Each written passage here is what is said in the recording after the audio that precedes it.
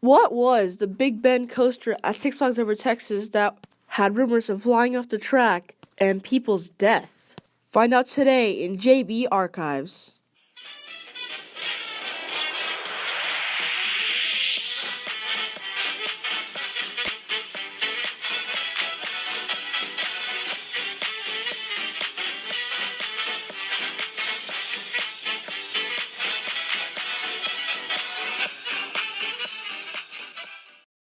The Big Bend roller coaster opened in 1971 at Six Flags Over Texas. It was located in the now soon-to-be Aquaman Power Wave location.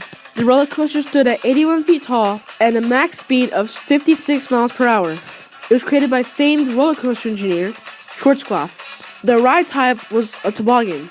It was basically like Wonderland Golden Lasso coaster where you sit by yourself, but in someone's lap, like Vibra in the Mexico section. Big Bend was an instant hit for Six Flags guests. It was themed to Texas after Big Bend National Park. It was so huge that while you were driving into the entrance, you could see the ride zoom past. And Aquaman Power Wave will also be like that too. The ride had no seatbelts. Yes, no seatbelts. The ride was thought to be too intense that the G's would keep you in your seat. But even though guests like it, they liked it for separate reasons. Later in the years, a legend came along where Big Ben was so dangerous that it would fly off the track sometimes during test operations, or that sometimes guests would fly with the coaster off the track. All those rumors were just rumors. None of them were true, until one day, after a legend that the G's were so intense they would get flown off his seat, a man stood up during the ride, and the G's threw him off, and he hit the ground. Now, I don't know if he was okay or if he died, but that seriously changed the reputation of Big Ben. It still got pretty popular, but people thought that the guy died on the roller coaster because of how dangerous this roller coaster is, even though it really isn't. Then, here's the other problem: capacity. They would run like 3 trains, but 3 of them and only 2 cars. They would only fit 12 riders per ride, which is 36 for 3 cars in total. Capacity was a problem. Long lines, almost to 2 hours long, existed. Even though the ride's duration was like 1 minute and 26 seconds, the wait was like 1 hour and 26 minutes. But Big Ben was an icon for Six Flags Over Texas, and during 6 years, the ride operated with happy riders, except for those who started the rumor, until one day that will completely alter the history of Big Bend.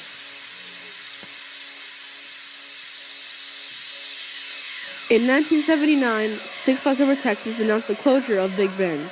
It wasn't because of a ride accident or the rumors. It closed because of ride technical difficulties. The roller coaster car had a motor on it. The motor would launch the riders up the lift hill. It wasn't a chain lift. So when the motor broke, the whole car had to be fixed. And Six Flags got tired of fixing it again and again and again. So they decided to dismantle it. Riders got the last day in 1979 to ride it, and then it closed forever. Proof of the ride is still there, though. You can't see it now because of construction walls, but you know that river behind Aquaman Splashdown? Yeah, the footers are still there.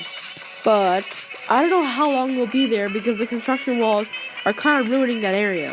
Hopefully Aquaman Power Wave doesn't take that area away. The ride isn't destroyed, though. It got sent to Six Flags St. Louis, but during transport, the tracks got eroded and were deemed unsafe to build. So Big Ben never got built in Six Flags St. Louis. There is another type of those rides, like Wizard, at Six Flags Great America, and it still holds up now, so if you could ride that, then you're good. But it's not the same as Big Bend, and everyone will miss the original iconic ride of Six Flags Over Texas. The ride will always be remembered and be put into the JB Archives. And that was the history of the Big Bend roller coaster at Six Flags Over Texas. Thank you for watching.